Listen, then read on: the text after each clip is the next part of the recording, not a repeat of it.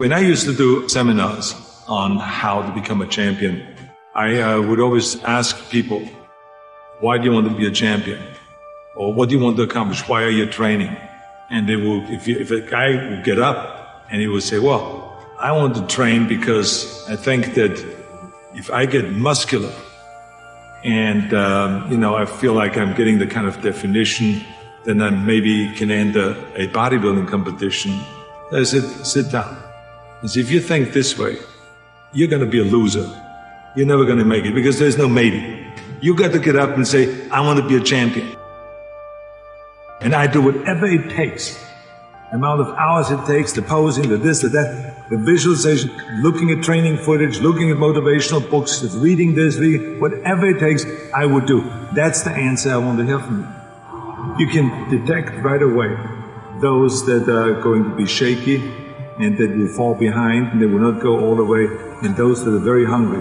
And that hunger you have to develop because you have to create a goal for yourself, whatever that may be, a short-term goal and a long-term goal. And you got to go after that. And if you do not see it, and if you do not believe it, who else will?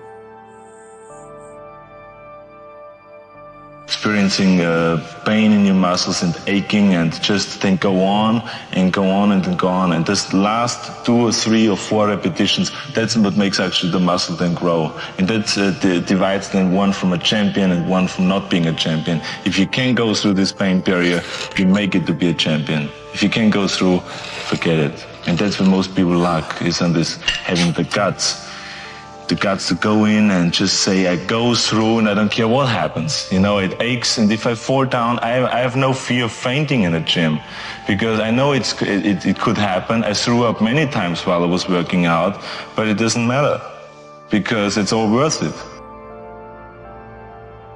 Everyone has a problem with time, but the day is 24 hours and we sleep 6. Now, I know there's some out there that say, whoa, I need 8. Well, I say just sleep a little faster. Because the bottom line is we have 6 hours of sleep, 24 hours are available, so you have 18 hours now available to your work, your family, your hobbies, and also to learn something new or to do something new, which could easily be that you want to learn a new language, or that you want to read as a New Year's resolution, I have to read a book every week, or you say, I'm going to go and reshape my body. So you're going to go and take this hour out of your schedule and say, I'm going to train an hour every day. So this is, for most people, a huge challenge, but it is totally doable, I can tell them, because the kind of things that I did when I came to this country, I went to school, I was working in construction, I was working out my 5 hours a day. I was taking acting classes from 8 o'clock at night to 12 midnight. I was doing all of those things. I wanted to make sure that out of the 24 hours of the day, that I don't waste one single hour. Those hours were too precious. And so there I just want to tell people, don't give me this thing, I have a difficult time with the time and I don't have time for this and I don't have that. You have time, you make the time.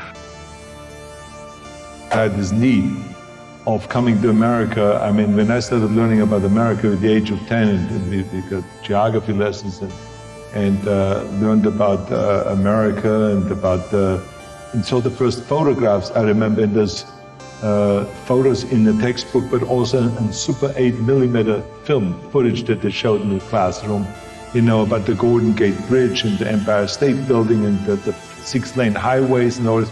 I said, what am I doing here in Austria with these little roads? I want to go over there and I want to be part of the big deal. And so I had always this desire that felt like that the only way I ever would get to America, because in those days it wasn't common that you buy yourself a ticket, that no one could afford that. So I had to kind of accomplish something big that takes me to America. And then when I read about this guy, Reg Park, who won Mr. Universe 3 times and then became a star in Hercules movies, and then was in Italy filming, and then in Hollywood filming, I felt that could be the ticket. I should become Mr. Universe. I should become kind of a second Reg Park. Of course, no one really bought into that. My parents thought I was totally insane. But they just, I think that my parents really thought that there was something terribly wrong of being that driven. Because I would come home at lunchtime, and then instead of having lunch, I would do 200 sit-ups. And then at night I would go to the stadium and I would be lifting weights. I would come home at 10 o'clock at night and I would be continually lifting weights. So it was like one of this insanity in the military. I would continue lifting weights no matter how the training was and how tough the basic training was. I would always then lift weights afterwards. I think it's the most important thing that we have a very clear vision of where we go, a goal, where do we go? Because you can have the best ship in the world, you can have the best cruise liner, but if the captain does not know where to go, that ship will drift around the world and out there at sea and will never end up anywhere. And this is exactly the way it is in real life. If you don't have a goal, if you don't have a vision, you just drift around and you're not going to be happy.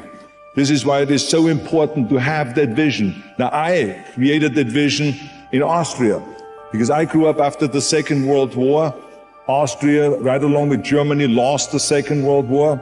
And the problem was that everyone was so depressed because they lost the war that there was alcoholism everywhere. There was, of course, depression. There was a terrible economic situation. There was famine. There was starvation and all of those things. And also it was kind of a little place and narrow. I felt I wanted to get out of there. I wanted to escape. And I couldn't see myself really to work there and to stay there, to work in a factory, or to work on a farm, or to even to follow my father's footsteps and to become a police officer. I couldn't see that either. As a matter of fact, that's what my parents wanted me to do. But that's not what I saw. This was the vision of my parents, but not mine.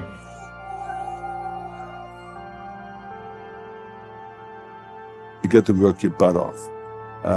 If you think that you're going to go and accomplish something really special and be the best in anything in the world, and you think you can do it without working, you make a big mistake. Because no matter what I did, if it was in bodybuilding or in acting or if it is in the political arena, it always took a lot of work. And you got to put out and you got to, sometimes make a lot of sacrifices. Notice, if you're not willing to work hard, forget about it. So there's another rule that is very important. Don't be afraid to fail. Because if you're afraid to fail, then you're always holding yourself back because you're afraid that if you go all out, you may fail. Well, in weightlifting, we learned that very quickly. The only way you could break a record is if you're willing to fail. That's when you put on more weight, you try it. Sometimes you will not be able to lift it, which has happened to me many times. But eventually, when you train hard enough, you will lift it. So don't be afraid to fail. I mean, how far can you fall?